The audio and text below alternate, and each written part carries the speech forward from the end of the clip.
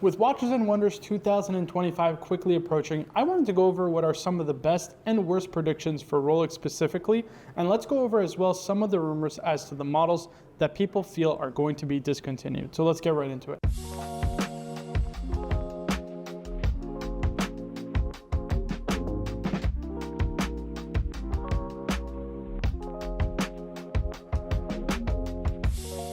Guys, before this video starts, I'd really appreciate if you hit the like button, subscribe for more videos like this in the future. As always, guys, I'm still running that Omega Speedmaster giveaway for when we hit 10,000 subscribers. I'll leave the video down in the description below if you want to check it out and ultimately enter into the giveaway. So guys, 2025 Watches and Wonders, as well as just the overall general releases of watches are upcoming, and I'm definitely looking forward to it. I think it should be an exciting year, especially as brands are looking to ultimately react to what is kind of a declining market overall. I think a lot of brands need some fresh, exciting releases to get people animated and ultimately get into the brand more than they are currently. But I think Rolex itself is going to be ultimately very fine. Now, of course, we always tend to look at Rolex specifically when it comes to new releases, just because the huge speculation market. Personally, I absolutely hate it. You know, people want to speculate what's going to get discontinued, what's going to get released. At the end of the day, for most mere mortals, we're not going to be able to get any of the new releases for at least 6 to 12 months. In most cases, longer than that, as the wait lists generally always tend to be pretty long for new Rolex releases. But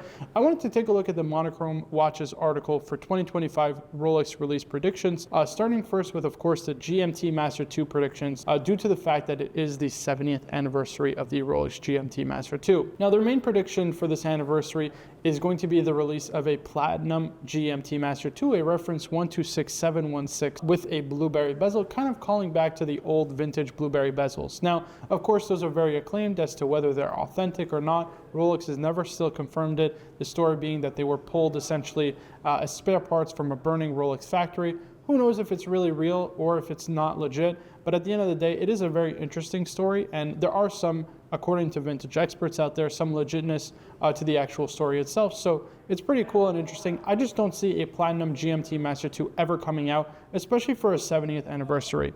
I just don't feel 70th anniversary is important enough for them to release something in platinum like this, which would be groundbreaking, as they've never produced even just, for example, a Jubilee bracelet in platinum, which they have the rendering of. I see more so with respect to the GMT Master II, some updated models with respect to the white gold, like for example, one of their predictions being the white gold Coke. Now, I love that example because they did release originally the Pepsi with a ceramic insert in a white gold case and bracelet. So it would make a lot of sense for the Coke to be also released in white gold. And I think it would lay a great foundation for Rolex to actually discontinue their current production white gold Pepsis, namely the Meteorite Pepsi as well as the white gold blue dial Pepsi. Now, while the Meteorite still does trade over retail, the premium just isn't that large anymore because they have been producing it for a number of years. And for what I feel is such a special watch, especially because that unique Meteorite dial, I feel like it's just being overproduced and it's more than time for Rolex to discontinue it.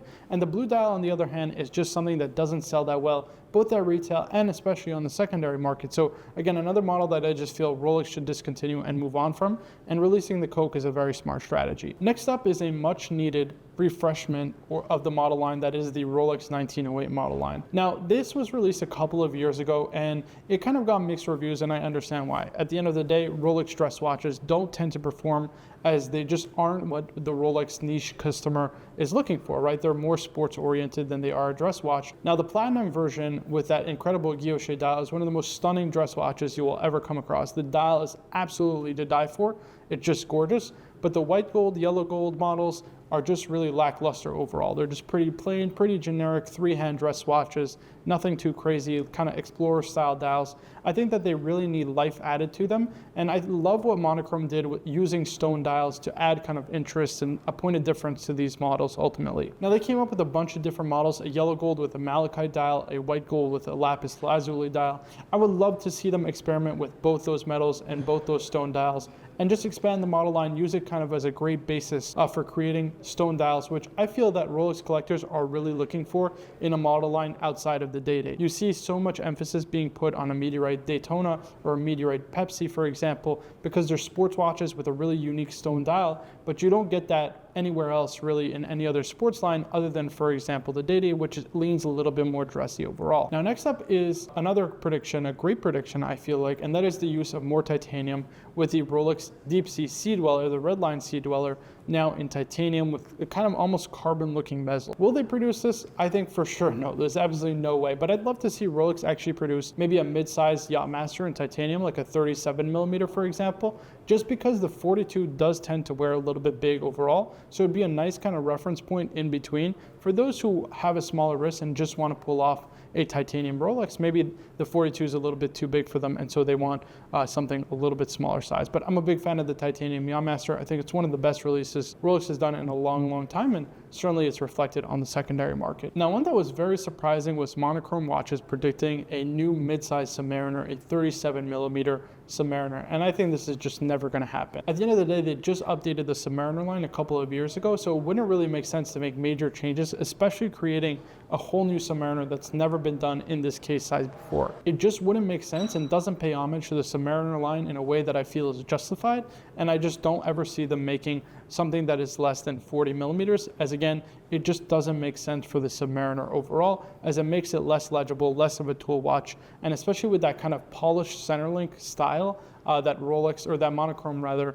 came up with, it just doesn't make sense for the Submariner line overall. Now, a couple of years back, Monochrome did predict a really nice yellow gold Submariner with a green bezel and green dial, which I would really personally love to see them do. It's a new colorway, something that Rolex has never done before, and actually I think it would set it apart from pretty much every other yellow gold green dial that they've made, the John Mayer, for example, or even in the yellow gold GMT-116-718, which I thought was a nice watch, but that matte green dial would just be so much nicer if they did it, for example, on a Submariner, or if they chose a sunburst style. I think it would really set it apart as well. And last but certainly not least is going to be one that they didn't predict in 2025, but I'm going to go backwards, back to around 2022, 2023, when they predicted the release of a Platinum Sky Dweller. Now, I know this isn't an anniversary year for Rolex, but again, Rolex doesn't tend to do anniversary releases for the most part. I think that a Platinum Sky Dweller with an ice blue dial is something that is actually very realistic for us to see in the near future. And just overall, I'm a big fan of that look. I think that they definitely will produce it at some point, if not this year, then in future years to come.